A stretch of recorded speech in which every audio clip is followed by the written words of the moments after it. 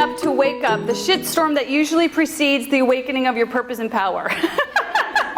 But first, I want to tell you a story about a shaking that happened in my life. And that was when I first got the idea that I wanted to be an actress. I was so infused with this idea. And I was like, I'm going to go out to Los Angeles and I want to accomplish a couple things. And most of them were kind of self-centered, but this is what they were.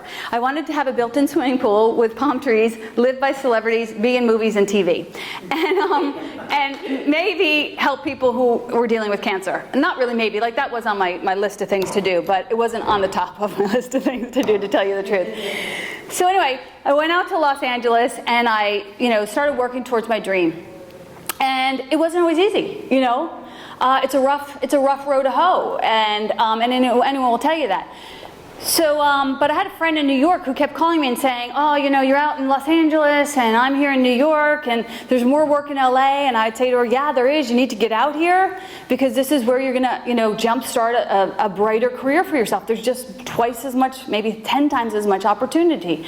And so she was kind of resistant about it. But finally, after a couple of months, she said, okay, I'm going to do it. I'm going to come out. Me and my boyfriend, we're going to load up our little Volkswagen. And, this was the early years of marriage where we lived in this little apartment and we had everything IKEA. And it was like, this very lean years of our lives.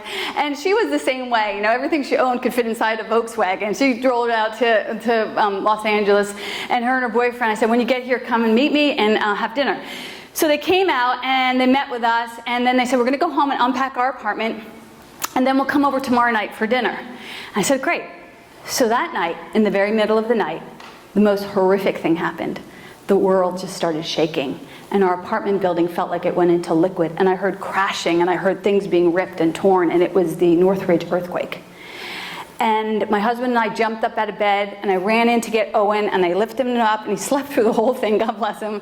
And I stood in the middle of the doorway shaking, literally, physically, mentally, emotionally, because I had never experienced anything like that before. And all the car alarms were going off, and all the alarms were going off, and it settled down, but there were aftershocks, all kinds of aftershocks. So she and her husband, or I think it was her boyfriend, actually ended up coming over the next day. And we couldn't make dinner, so we ordered pizza. And they sat with us at the table. And they were so shaken and so pale. And after dinner, they said, we're going to go home. And I said, great. And they said, no, we're going to go home. We're going back to New York. And we're going to pack up everything we have, and we're going to go back to New York. And I was like, no. And they said, yeah, this is too much for us. And they did. They packed up everything they had. And they were in Los Angeles for 24 hours or less. And I remember feeling a very hollowed feeling when they left.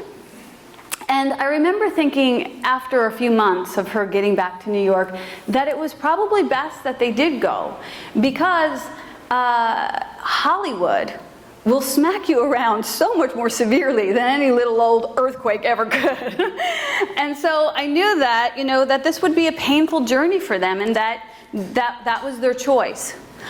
So the question is when do we do that? When do we fold in on ourselves instead of moving forward into our dreams? The key is to have unshakable resolve. The key to being unshakable is to stick to your resolve and what you're here to do. Life is going to rough you up. Life is going to threaten to fold in on us, and we need to be bold. If it's funny because I know we're doing the surrender experiment, and so we kind of vacillate between these two classrooms of surrender, let go with the flow, and show up on the rainy day, and put some skin in the game, and tell them that you care, and invest and invest and invest. So which one is it? Is it just flow, or is it show? And I think it's both. I think that we have to show up in the storm and let life rattle us, because it will. Life will rattle us. But if we show up in that storm where we get rattled, what we also know is we get polished. We get really well polished when we get those life classrooms. And some of us who have been through many life classrooms are very well polished, shining, shiny, happy people. And not because they haven't gone through a lot. Malala, Mahatma Gandhi, Martin Luther King. Vital consciousness, but not because life was easy, but because they were well buffed and well shined. And they stuck to their resolve. And it was maybe the fire of their passion for their project that needed to have that roughing up against to really get their fire up. that's how we get our fire up, is by being pushed to the limit and saying, no, this is important for me. If it was just easy, you know what's in easy reach, you're like, whatever, I can take it or leave it. But if somebody starts to put a little further, you're like, hey, hold on, wait, that's mine. You know what I mean? Your husband seems sweeter when he's away. So this is the idea, you know, we want to get that fire up all the time, and that requires that we be in appreciation for all of that we're here to do and all that we've been given. So there are so many examples of this, of people who have stood the storm for all of us, and we need these stories. You know, we need these stories like we need air, like we need water. We need these stories for our soul food. And so I'm going to tell you the story about Al. So Al is usually our cameraman who works here, and when I first met him, I meant to ask him this today, but I'm pretty sure this is factual. When I first met him, I was holding a cupcake, and he came up to I was with my partner Charlene, was teaching a group called Tribe, which was a mastermind group of helping people to get through life and really know what their purpose was. And he had been taking yoga at the studio, and he came in, and he said, every time I come into yoga, I see this happy tribe of people coming out, and the cupcakes doesn't hurt. So what are you guys doing? And I want some of this. So he ended up signing up for Tribe. And in the first year of Tribe, he got very, very sick, to the point where he was in the hospital for a long time. And I didn't really know all the details until actually just about a month ago. And but I know that there were blood transfusions involved. And he came back to Tribe, and he ended up quitting his job because he was saying, this lifestyle that I'm living is just too much for me. And so back in March, as a community, we all walked together for the wellness house. We went all over to the wellness house, and we're walking together, and Al starts telling me this story about his health. And he starts telling me that he doesn't mind my telling you all of the details, but you know that he has to go to the bathroom like 15 to 20 times a day, and that sometimes he craps himself like twice a week. And I'm walking with him, and I'm thinking, oh my God, that sounds horrible. Like, this isn't normal. And he's like, well, I've just accepted it, and I just walk into the shower with my clothes on, and this is just a part of my life. And I was like, wow, Al, that's really intense. Like, thanks for sharing that. Like, I can hold that for you, and you know, maybe pray on it. At the end of the walk, there was all kinds of offerings, health offerings, and there was music, and there was all kinds of stuff, but there was also a van that was handing out free cupcakes. So I was like, Al, get us some cupcakes, meet me back at my house, which we did. He grabbed some cupcakes, we went back to my house, my husband was working in the yard, Al sat across from me and he said, you know what? I eat a cupcake every day. And I was like, no, you don't. And he goes, no, it's truth. I eat a cupcake every day. And I said to my husband, can you believe he eats a cupcake every day? And Will's like, Maureen, I heard him say he eats a cupcake every day. Why would I doubt it? But what my husband didn't know, he goes, he seems to be doing fine. But what my husband didn't know was that he wasn't doing fine. His body was rejecting food and causing him great distress. So I sat there for a while thinking, yeah, he's not really doing fine. And later on the day, I texted him and I said, hey Al, you want to do a cleanse with me? Like, we could just do like Dr. Oz. It was the first thing that I saw online when I Googled cleanses. And I had just enough information to be dangerous as far as health goes, because I had taken Jim McMahon's class it was a year and a half ago, which was, you know, Let There Be Light, which was all about clearing away the sugar, and, you know, so I knew some things, you know, I knew where vitality lived. And so Al and I did this cleanse together, and he lost 13 pounds in the first 3 days. And he told me it was all inflammation. I couldn't believe it. And then he said, what are we going to do now? And I'm like, I'm not a food guru. I have no idea. I'm like, but I remember that we use Crazy Sexy Diet. So why don't we try that? We'll keep doing some smoothies, shakes. That's part of the talk, shakes. And we'll add some food to it. And so he did this for the next 20 days. And little by little, he began to have greater and greater and greater healing. And he even went on a cruise during that time where it's all about eating. And he said that he really tried to be intentional about what he was eating and what he wasn't eating. And he said that he ended up, one day, his wife almost fell out of bed. And she said, oh my God, Al, you didn't get up in the middle of the night last night to go to the bathroom. And she like screamed in the bathroom in the morning because the seat was up or down or however their code was, I don't know. And he's like, yeah, I didn't. It was the first time I was able to sleep through the night. And then, and he doesn't mind me telling you this, but Melanie knows, that 2 weeks ago he had his first real bowel movement in our bathroom at Speakeasy. And Melanie and him call it his holy shit.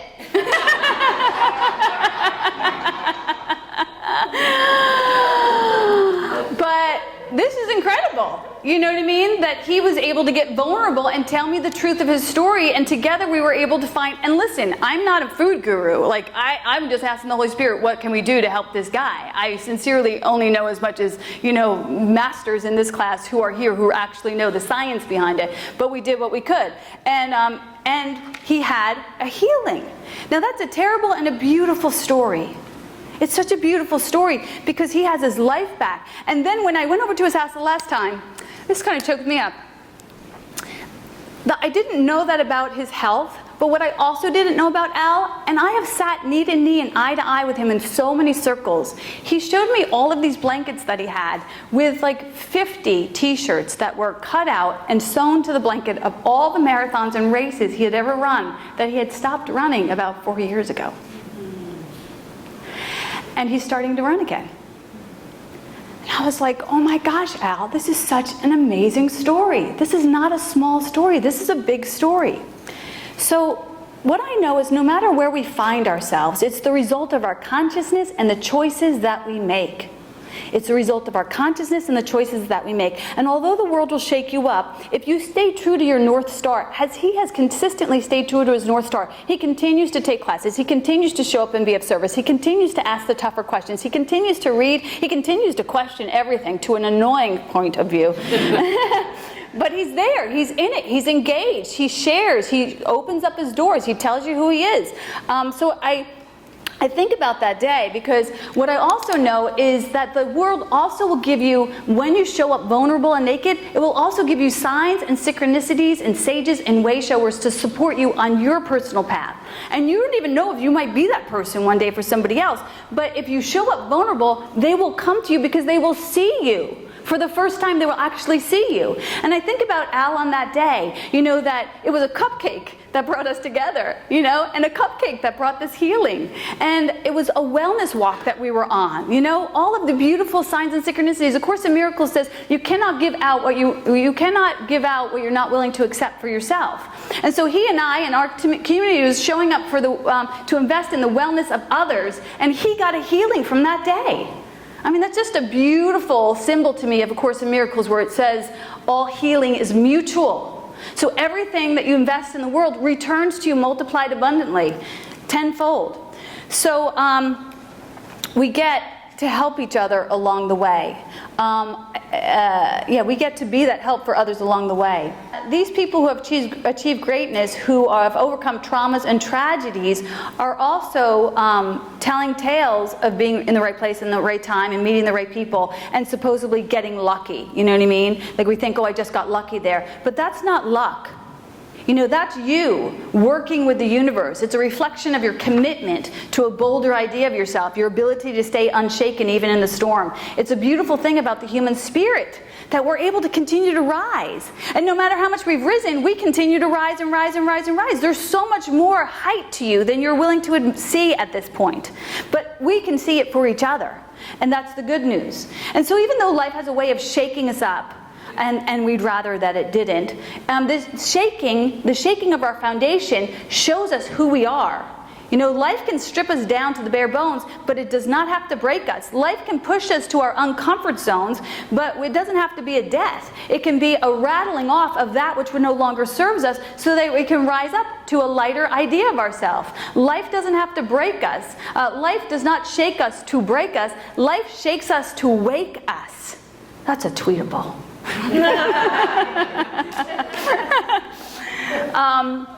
To wake us to a greater possibility of ourselves that we would not normally choose for ourselves. You know, we choose off this little menu. And so life sometimes pushes us out there in places like we're like, I'm not ready, I'm not willing. And it's like, that's okay, you're going to go anyway. Because you're in between a rock and a hard place. And we're going to make it really hard for you to stay in this small bud. So Ernest Holmes says the world breaks everyone. I guess that's the good news. You're not going to be broken by yourself. Everyone's going to get broken. Afterwards, some are stronger in the broken places. I like that quote because it doesn't say we're all stronger in the broken places. It says some. This is a choice, okay? You get to decide if you're the guy who's going to stand in the storm and find yourself to a better way of your being, or if you're the guy who's going to pack it up and go home. You get to decide. And here's the money shot. When the world shakes you, it's in that moment that you get to decide between saving your face or saving your ass. And Al saved his ass. And he did it by being vulnerable. You know, that's a quote from a 12-step. You know, you're here to save your ass, not your face.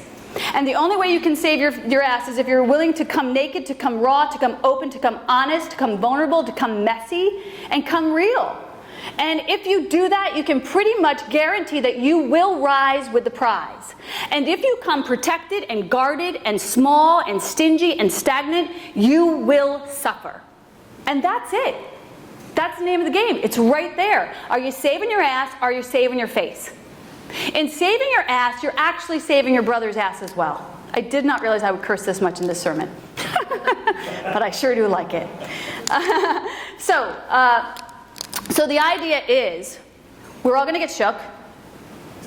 We all have the choice to fold or play it through. We all have that choice. Vulnerability is your strength. That's from A Course in Miracles. Vulnerability is your strength. So the question for all of us today is, where are we shaking a little? You know, where are we in a little bit of fear, or maybe full-blown fear? You know, where are we trying to control things? Where are we in resistance? Where are we arguing for our limitation? Where are we holding on to defenses? Where are we putting on one face to the world but really feeling another? It's exhausting to hold up a facade. And here in this room, we sit knee to knee and eye to eye. We get to be vulnerable with each other. We get to show our warts, riddles. You know, that's the most beautiful thing about us, is our warts and riddles. Love's trying to gently wake you up to your brilliance and to your purpose. And it only feels like you're being shaken. But it's a gentle shake if we allow ourselves to flow with it. And you can handle it. You got this.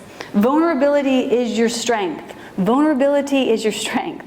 Vulnerability is your strength. Tell the truth. Tell the whole truth and nothing but the truth. We can handle that. And that's the word.